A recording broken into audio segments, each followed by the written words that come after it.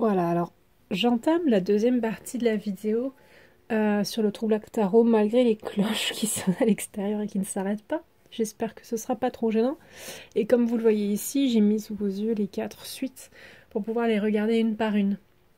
Elles sont pas toutes aussi diversifiées et originales les unes que les autres, mais voilà, je vais vous les montrer une par une. Donc vous allez voir ce que ça peut donner.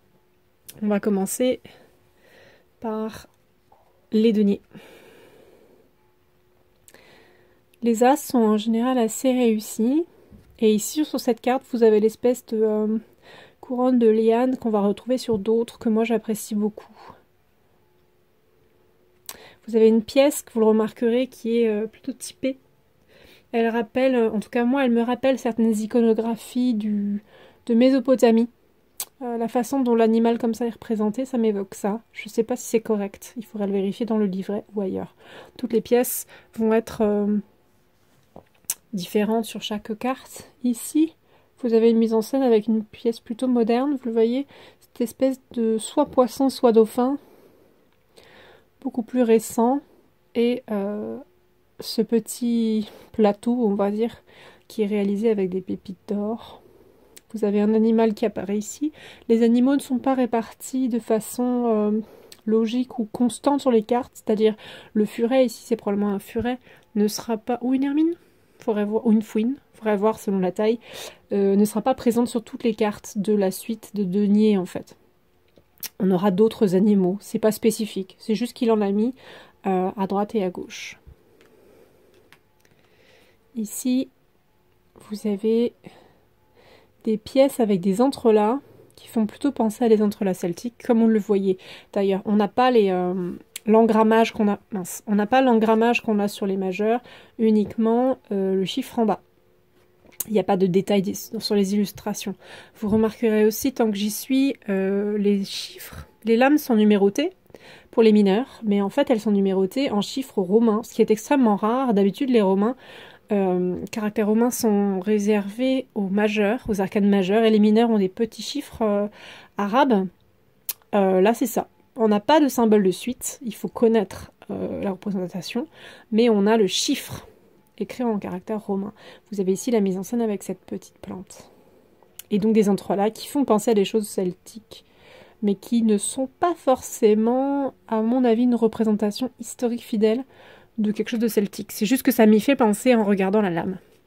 Ça, c'était une de mes représentations préférées du jeu, de tout le jeu, de toutes les mineurs, et probablement aussi par rapport aux 4 de Nier, je la trouve particulièrement originale.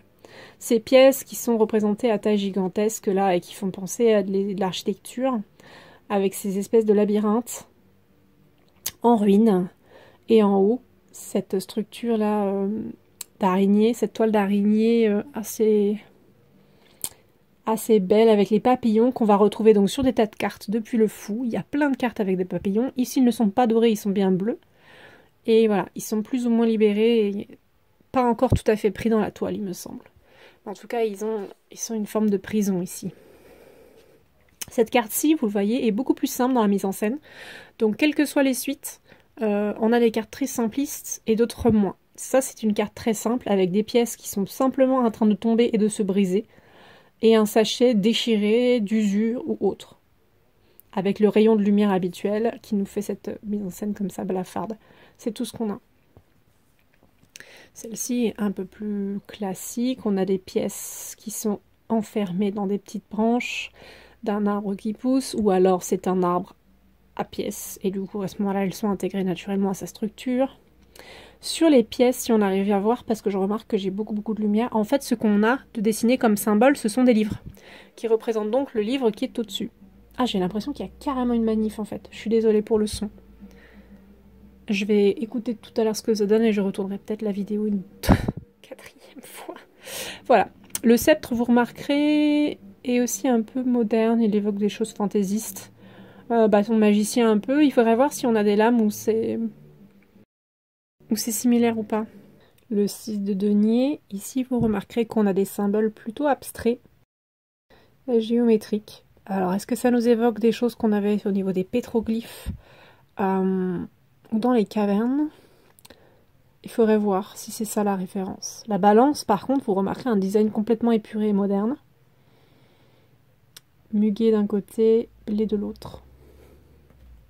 Donc la mise en scène est un peu moins épurée. Celle-ci, c'est pareil, très très épurée.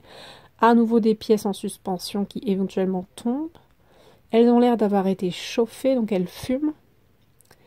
Et vous remarquerez que ce qui est dessus, ici, c'est le design de la boîte et des cartes. Si je vous le remets en parallèle,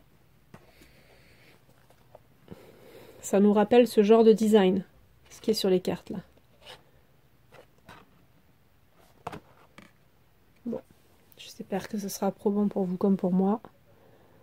En tout cas, voilà. Donc là, on a quelque chose de plus classique. Ici, on a une mise en scène différente avec les animaux.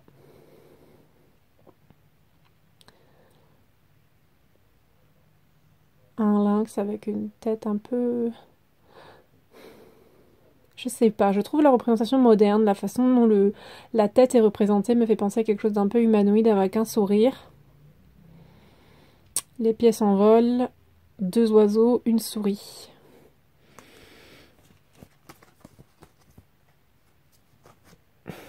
Ici, vous avez un éléphant, carrément, qui repose sur un socle, là où les autres n'en avaient pas. Un petit mur d'or et carrément des arbres et une roue entière de pièces d'or. Pièces d'or qui représentent des montagnes. Donc nous, on ne voit pas de montagne derrière. Mais est-ce que ça représente le type d'endroit où on se trouve ici? Je ne sais pas. C'est une possibilité. Il faudrait voir ce que dit le livret. On passe aux cartes de cours. On retrouve ces lianes ici en suspension avec des petites paillettes d'or que j'aime beaucoup. Avoir un personnage en suspension ou en saut, en plein saut comme ça, c'est assez rare.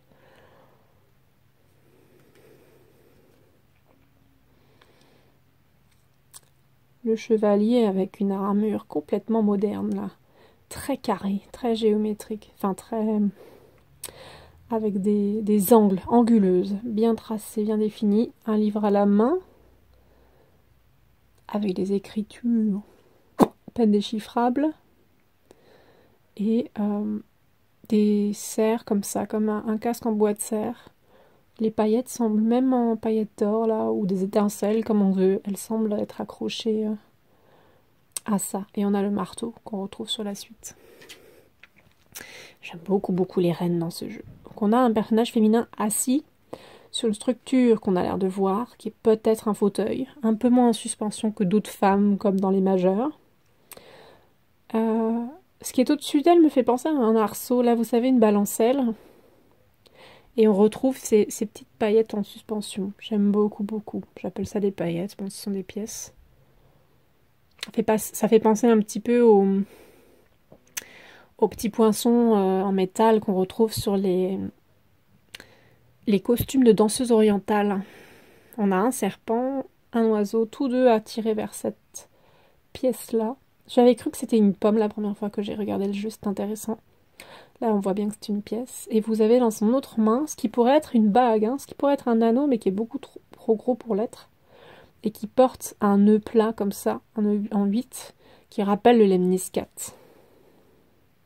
Donc vous voyez, on communique avec les autres cartes du jeu et les autres symboles du tarot. Là, voilà, on a le cou, les petites paillettes qui pendouillent comme sur les costumes de danseuses orientales.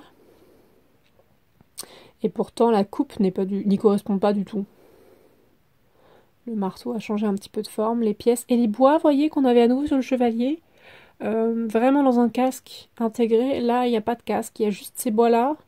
Mais un taille énorme qui flotte. Pourtant, on pourrait rappeler la couronne du roi. Donc il y a aussi une grande... une variation au sens presque musical du terme sur le motif des bois. Donc ça, c'était la suite de denier. La suite d'épée. Je préviens aussi, bon, c'est pas les toutes premières cartes, mais il y a des pièces, des représentations qui pourront choquer un peu les personnes sensibles à la vie animale. C'est pas plein de sang, c'est pas gore, mais il y a des représentations un peu violentes quand on regarde comme ça. J'étais un peu gênée, moi, en les regardant. Je m'étais pas rendu compte quand j'ai vu les brouillons des lames. Donc là, on a un as vraiment flamboyant, avec ses roses d'or, d'un or très chaleureux, magnifique. Et cette couronne qui est carrément enflammée, transpercée par l'épée. C'est vraiment beau, quoi. Pardonnez-moi pour ça. Ah oui, je vois que le cadre en haut a un petit peu débordé d'ailleurs. Bon. On fait comme on peut aujourd'hui, hein. Là, on a un 2 d'épée. Vous allez voir que les épées, elles vont changer de culture sur chacune des lames. Elles se brisent ici. Et on a un texte, une lettre, qui part en lambeaux également. Donc là, on a la mise en scène minimale dont je vous parlais tout à l'heure. Mise en scène minimale ici, voire quasi inexistante, qui rappelle la signification traditionnelle du 3 d'épée, 3 d'épée qui transperce ce cœur. Ici, on a un cœur plutôt biologique, voilà. Représentation naturaliste du cœur. Avec des épées plutôt orientales, là, j'aurais dit. Les épées deviennent des poignards taillés dans de l'obsidienne ou du silex. Donc là, on part plutôt à la période préhistorique. Sauf que vous voyez, le manche est beaucoup trop travaillé pour une période préhistorique, je pense. Il faudrait voir à quelle période ils ont fixé les lames sur des manches en bois. En tout cas, là, le manche est beaucoup trop moderne. Derrière, un peu moins. Si vous regardez un peu, mais elles sont dans l'ombre, alors elles disparaissent, elles ont l'air moins travaillées. Ici, ça l'est. Donc on a un mélange d'ancien et de moderne qui permet de pas toujours fixer ce que l'on voit temporellement et dans l'espace. Très particulier. Et là, on a aussi une petite mise en scène en bas avec des nénuphars. Et en fait, ces cercles d'or à nouveau pleins ou creux ne sont pas sans rappeler ce qu'on a sur la boîte et des cercles, des symboles cosmiques, astrologiques, etc. Donc là, c'est dans le sol. Mais pourtant, ça rappelle ce qui est en haut et en bas, etc. Le cosmos. Là, c'est très, très, très minimal. Le 5. Non, le 6, pardon. Les épées un peu fantaisistes, d'ailleurs. Je suis pas sûre que ce soit un design historique, ça. Mais elles évoqueraient une période beaucoup plus haute, médiévale beaucoup plus haute, je pense. Avec des petites toiles d'araignée et pourtant les petites mouches, les petits oiseaux. Si c'est des oiseaux, ça voudrait dire que ce sont des épées un peu gigantesques, hein. Mais du coup, oui, non. Si ce sont des toiles d'araignée, elles peuvent pas... Vous voyez, on a un problème de spatialisation. Est-ce que ce sont les épées à notre taille? Est-ce que ce sont les épées géantes? Et en bas, on a ces petites coupes. Alors, est-ce que ce sont des barques avec des personnages? Est-ce que ce sont des coupes avec de l'encens? À vous d'interpréter. J'aurais plutôt fait ça pour un 5 d'épée, d'ailleurs, c'est rigolo. Ah, il manque le 5. Ah bah il est là le 5, je les ai fait dans le mauvais sens. C'est rigolo, c'est que ça, je l'aurais associé au 5 d'épée, en fait. Et c'est le 6. Donc là, j'ai fait un souci dans l'ordre des cartes. Là, vous avez des épées courbées comme ça qui sont complètement orientales, hein, dans l'idée culturelle. Et des fleurs, je ne saurais pas les identifier. Et des chaînes. Très important, vous avez les épées qui sont reliées, qui sont noires ici, ou grises, ou métalliques, reliées à l'épée centrale en or par des chaînes. Ça va compter dans l'analyse de la carte. Ici, vous avez une autre lame asiatique, mais vraiment plus chinoise. Oui, c'est-à-dire que j'ai dit orientale jusqu'ici. Là, c'est asiatique pour le coup. Et ça troue un drapé qui peut être un rideau, probablement. Là, on a une mise en scène subtile, puisqu'on n'a pas de décor vu qu'on a un rideau devant, mais c'est très évocateur. Et l'épée est suspendue au-dessus d'une souris blanche. Là, on a l'épée. Il y a plusieurs cartes qui vont être dans cette idée-là. Soit l'épée, et je crois que dans les deniers, c'était pareil tout à l'heure. Donc, en fusion, là, comme ça. Enfin, on dit pas en fusion, c'est pas exact comme terme, mais chauffé à blanc. Comme si ça sortait de la forge. Et les épées qui sont autour, alors ça, est-ce qu'on a un miroir? Pourquoi on a une autre épée comme ça, qui est sur le côté, mais on voit pas sa poignée, elle est dans l'ombre. Et ici, on a des choses qui partent... Je vérifie si c'est pas moi qui ai sali la carte. Non, non. On a bien de la fumée qui camoufle les épées qui sont derrière. Je ne savais pas si elles étaient coupées aussi ou pas. Donc il y a une espèce d'ambiguïté sur le fond. Ce qui se passe dans le fond. Alors voilà. On entame la série à partir du 9. Des animaux en situation difficile. Avec bien évidemment pas de sang, mais des pétales rouges sang par contre qui évoquent ce qui n'est pas représenté graphiquement. Voilà, je me suis dit que peut-être certaines personnes trouveraient ça violent. La carte suivante, c'est pareil, on a le 10. Et on a les oiseaux. Donc là par contre on n'a pas de pétales et on n'a pas de taches de sang. Hein. Mais ils sont quand même plantés sur des épées avec cet oiseau-là en haut. Embrasé par un soleil dans le lointain. Ici on a une armure de nouveau complètement mythologique et d'inspiration ancienne parce qu'on a un casque avec une tête animale. Moi ça me rappelait les bœufs et les animaux dans la mythologie grecque. Et l'armure en soi elle n'est pas grecque, elle est fantasmée quoi. Et de nouveau, on a des papiers. Ça, on retrouve. Et pourtant, on est sur la suite d'épée. Hein. Mais il y a pas mal de lames majeures, mineures, où on retrouve des lettres ou des papiers volants, désintégrés, avec des écritures parfois de lumière, comme c'est le cas ici. Là, la posture a l'air d'être également en suspension, à cause des cheveux aussi. Mais on a cette... Est-ce que c'est un buisson? Est-ce qu'il est vivant? Est-ce que c'est juste des morceaux? Est-ce que c'est juste des branches, vous voyez, qui sont posées comme ça? Mais elles ont l'air d'être également prises dans le vent et d'être embrasées. Alors, est-ce que ce sont des fruits ou est-ce que ce sont des flammes? Pareil, il y a une ambiguïté là, à nous d'interpréter. Et l'épée en plein mouvement. Comme une posture d'escrime. On pense aussi à ce qui est sur ses yeux. Les cheveux peuvent rappeler les yeux bandés d'autres cartes. La reine, en suspension complètement équilibrée. Une main percée, vous remarquerez, et l'autre main qui accueille l'épée. Les épées qui sont presque réduites à des bâtons ici, d'ailleurs. Vous voyez, ça pourrait être un bâton taillé, quoi. Mais bon, on est dans la suite d'épées. Le visage un petit peu, pardon. Difficile de déchiffrer cette émotion, cette expression. Les papillons qui sont d'or ici. Et ça, vous avez un voile. Donc c'est un tissu en fait qui l'entoure, mais ça fait penser tantôt à un voile, tantôt à un morceau de papier avec des écritures aussi. Et la couronne, magnifique, un papillon à côté de sa tête. Le roi a une couronne similaire. Également des papillons, également ce mouvement de vent. Il y a beaucoup d'air dans cette suite. Je pense que c'est ça qu'il a cherché à représenter. Il a également un voile, mais qui est censé lui prendre l'arrière du dos. Est-ce que c'était une écharpe? Mais on voit que ça dépasse aussi en bas. Donc est-ce que c'est une cape? Un petit peu difficile. Moi j'aime beaucoup la poitrine percée, là comme ça, c'est complètement surréaliste. Avec un petit soleil derrière. Et cette épée qui en réalité a pris racine. C'est pas une épée, c'est une sculpture.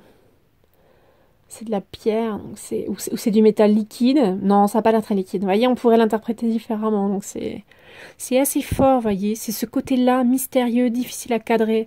Là, l'épée n'est pas du tout orientale, elle est très occidentale. La couronne qui est très moderne avec des éclats comme ça. C'est assez spécial. Ici, vous allez avoir la suite de bâtons. Et ça, j'ai regretté que ce soit pas présent sur toute la suite. Parce que j'ai adoré le symbole du bâton synthétisé dans une plume d'écriture. Ça, pour moi, c'était un gros coup de cœur. Mais en fait, ça n'est présent que sur l'as.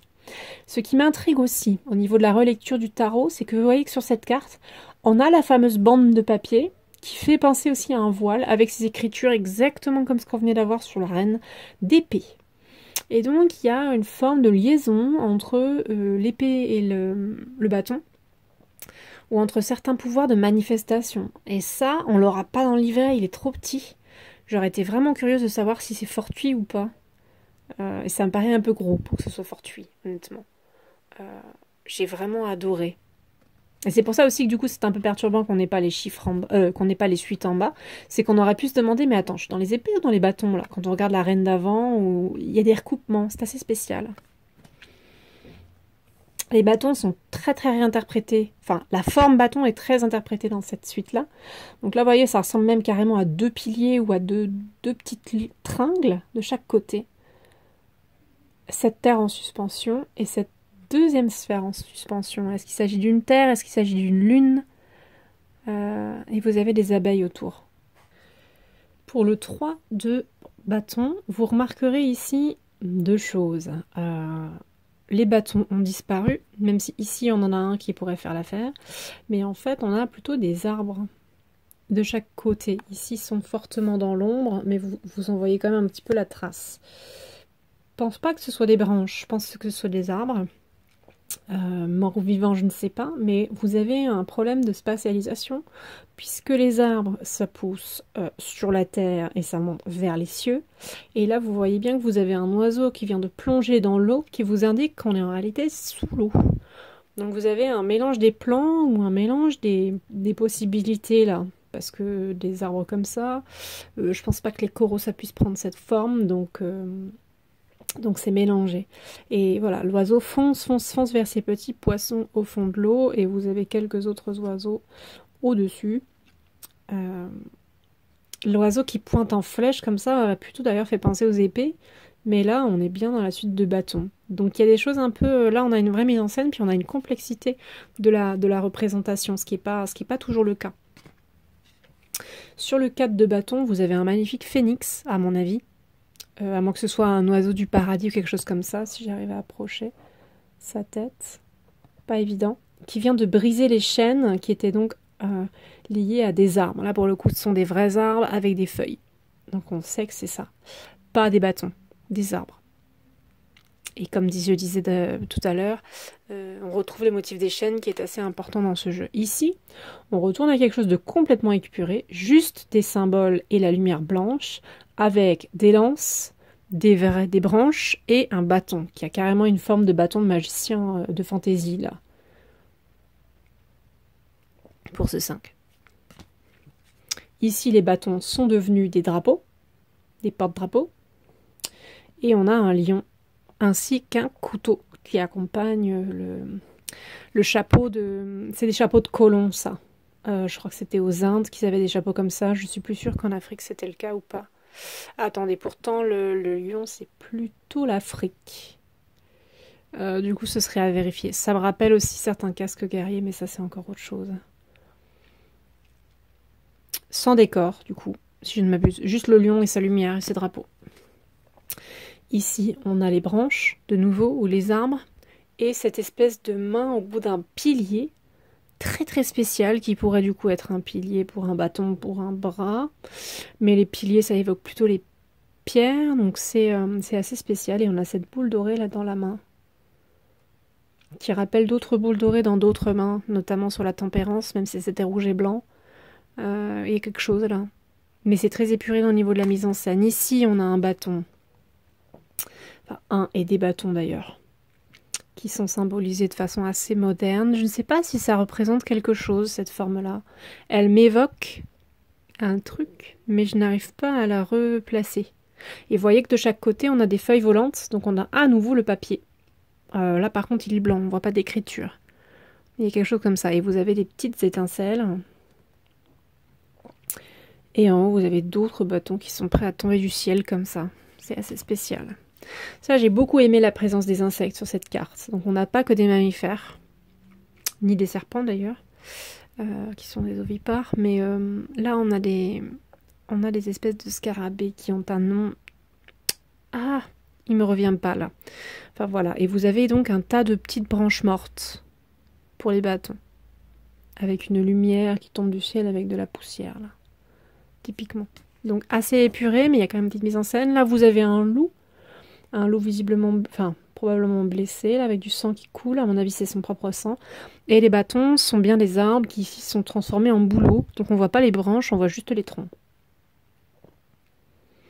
Et à ses pieds, il y a quelques flèches, mais je sais pas si on va les voir. Est-ce qu'elles sont vraiment dans l'ombre? Donc même moi, avec ma carte là sous les yeux, sans la caméra, c'est pas facile à voir. Voilà, ça j'aime beaucoup. On a un page qui flotte au-dessus d'un puits dont s'échappent des braises. Donc on suppose qu'il y a un feu plus bas. Très très beau. Il manie un bâton enflammé. Plutôt moderne. Si vous regardez, le bâton est très légèrement éclaté. Et ça me rappelle le design de la couronne sur la suite des deniers. Le roi et la reine, ils ont une couronne avec des espèces de petits morceaux de métal comme ça éclatés. Il a également quelque chose à son poignet, qui est un petit morceau enflammé de tissu. On ne sait pas si c'est un tissu, si c'est des plumes. C'est très très beau. C'est très très beau. Là, vous avez une femme de dos avec une jupe de plumes enflammées sous des bouts de bois ou quelque chose comme ça. Et vous voyez le bâton en quoi il s'est transformé là de nouveau. C'est un bâton avec ce que je pensais être des morceaux de métaux qui ressemblent à la couronne, mais c'est peut-être du bois, mais ça ressemble à une masse. Une masse enflammée, c'est assez spécial. Elle a également des plumes dans les cheveux qui rappellent le petit bracelet que lui avait au poignet tout à l'heure. Et elle a un bouclier aussi. Mais ni le bouclier ni l'armure ne sont historiques, je pense. Ouh, je dis peut-être une ânerie. Là, c'est presque juste un disque de métal. On voit pas en fait comment c'est dessiné, comment c'est construit. La reine possède la même masse, donc c'est leur truc. Une couronne de plumes de paon. Quelque chose sur l'œil qui ressemble à une rose qu'elle est en train de tenir. Une rose d'or. Tenue d'or. Plume d'or. Et lévitation comme beaucoup de personnages dans ce jeu. La couronne pour monsieur le roi, c'est également des plumes de paon. La masse du sceptre là est devenue dorée. Attendez que je vérifie. Elle est dorée ici aussi? Ouais. C'est pour le page et le chevalier que la masse n'est pas dorée. Elle devient de plus en plus sophistiquée, de plus en plus grande. Vous voyez là, c'est carrément un bâton. Et on a cette écharpe avec des sortes de plumes d'or au bout. Et à nouveau un petit bracelet, là, un petit quelque chose. Donc ça, c'était la suite de bâtons. Et on va terminer par la suite d'eau, qui est vraiment une de mes préférées aussi. Avec ses détails, cette représentation de l'eau, tout à fait réaliste, et les reflets de lumière comme ça, c'est fascinant. On a un petit symbole qui est expliqué dans le jeu au-dessus de la colombe, mais je ne sais plus ce à quoi il correspond. Alors je vérifie s'il y a une saleté. Non. On a bien aussi une colombe qui a une cicatrice sur le torse. Ça c'est très intéressant aussi symboliquement. Et on a ces petites fleurs qui montent du sol. Moi ça me fascine la texture de l'eau là qui coule. Très très beau. Ici on a deux coupes. Pareil, avec beaucoup de mouvement, beaucoup de réalisme. Et les poissons flottent comme s'ils étaient dans l'eau alors qu'ils sont à l'extérieur des verres. Et là on a une flèche brisée. Flèches qui peuvent parfois être la suite des bâtons dans certains tarots. Mais là, c'est pas le cas. Et on est bien dans la suite des coupes. Mais on a une flèche brisée. Donc il y a des symboles qui traversent comme ça les suites. C'est assez intéressant. Là, on a un bouquet et on a une chaîne qui pendouille. Il y a vraiment un truc avec ça. Et les coupes sont de plus en plus agitées, de la première jusqu'aux autres. Là, le 2 et le 3. Ça déborde carrément. Celles-ci sont très très calmes pour le 4. Et on a cette jolie lumière qui d'habitude n'est pas représentée, la lumière qui éclaire vers le sol, mais là elle y est. Et on a des... C'est un saule, ce sont des branches de saule là, saule pleureur. Avec ce jeu d'ombre et ce jeu d'eau. Pour moi c'est très très beau. Ici c'est très épuré, on n'a plus de décor, on a juste les coupes qui se cassent. On a une encore intacte là. Et cette eau qui déborde. C'est vraiment très très beau. Sur le 4... Ah, attends, c'est le 6? Oui, pardon, c'est le 6. Je dis des bêtises, j'inverse les chiffres. On a une fleur qui a l'air d'être en origami. Moi, c'est ça que ça m'a évoqué. On dirait pas une vraie fleur. Mais je sais pas si c'est correct. Et les verres sont remplis de bonbons. C'est très sympa. Là, celle-là, j'aime beaucoup, beaucoup. Hein. Le 7, traditionnel, toujours très rempli au niveau des coupes. On a carrément la coupe du bas qui fume, et dans cette fumée apparaît ce château d'or là, très très beau. Dans les autres coupes, ce sont des animaux, souris, lézards, petits poissons, une anguille, probablement un serpent, un colibri et un papillon. Donc vous retrouvez des animaux présents sur d'autres cartes. Celle-ci, qui est également une de mes lames préférées du jeu, très très rare qu'on ait ce motif de lumière autant présent sur les cartes très très noires du jeu. On dirait des espèces de glycines brillantes. Un poulpe. Les animaux marins, il y en a globalement très très peu. Les poissons. Là, on a carrément un petit poulpe, mais qui est dans une représentation pas tout à fait réaliste d'ailleurs. Elle me paraît un petit peu plus fantaisiste que les autres. Et on a... c'est pas des saletés, hein, c'est bien des petites taches ou des petits yeux, mais je sais pas trop. Et là, il y a une coupe ici sur le côté. C'est vraiment beau. Ah, le renard, il avait été publié sur internet quand la campagne n'était toujours pas finie, avec ses pommes d'or et ses verres remplis tantôt de raisin, tantôt de vin, tantôt de pièces d'or. C'était magnifique, ça c'est vraiment chatoyant. Hein. Magnifique. Ça j'ai beaucoup aimé aussi, ce grand drapé blanc, ce verre qui sert de vase avec ce magnifique bouquet et cette espèce de tresse d'or de bois là. Enfin c'est un cerclage de bois comme un peu de l'osier ou des choses comme ça. C'est très très beau. On va passer aux dernières cartes. Ici, vous avez les petits poissons sur la tête qui rappellent le symbole du lemniscate sans le tracer complètement. Là, j'ai trop de lumière, donc c'est très blanc, mais en fait, c'est un lapin qu'elle a sur l'épaule. Cette coupe d'or, mais de l'eau un peu dorée, pas tout à fait de l'or comme dans les autres. Et ce ruban qui l'entoure avec la perle ici qui va rappeler le roi, vous allez voir juste derrière. Très épuré. Ici, on a une armure complètement fantaisiste et moderne. C'était très surprenant, là.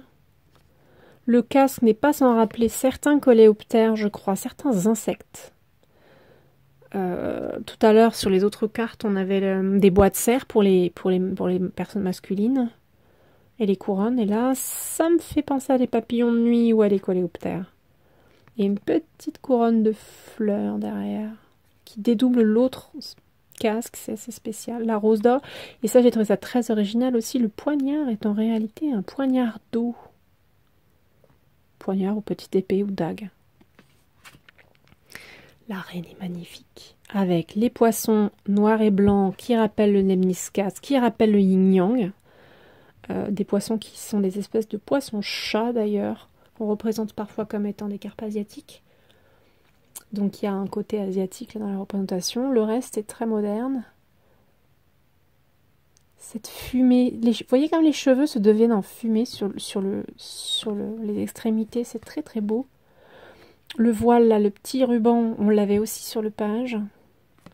Et j'aime beaucoup la couronne de petits poissons, ça c'est vraiment magnifique avec la bulle d'eau au milieu. Je me demande ce qu'il en écrit dans le livret.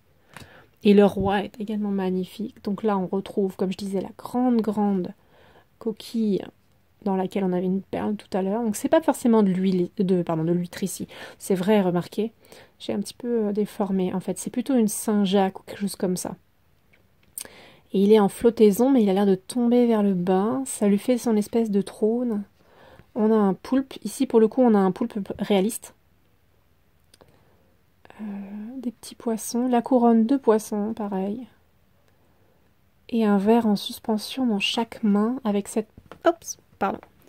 Avec cette presque pluie, vous voyez, qui tombe du haut dans la lumière, là. C'est vraiment très très beau. Voilà. Donc je vais m'arrêter là pour la revue. Je vais juste vous rappeler que le dos des cartes est donc mat. Enfin, tout est mat. Les cartes sont particulièrement mat au niveau de la qualité. Parfois, on a peur de laisser des traces dessus, mais en fait, elles finissent par disparaître. Bon, là, j'arrive pas à vous montrer. Attendez. Si je faisais ça,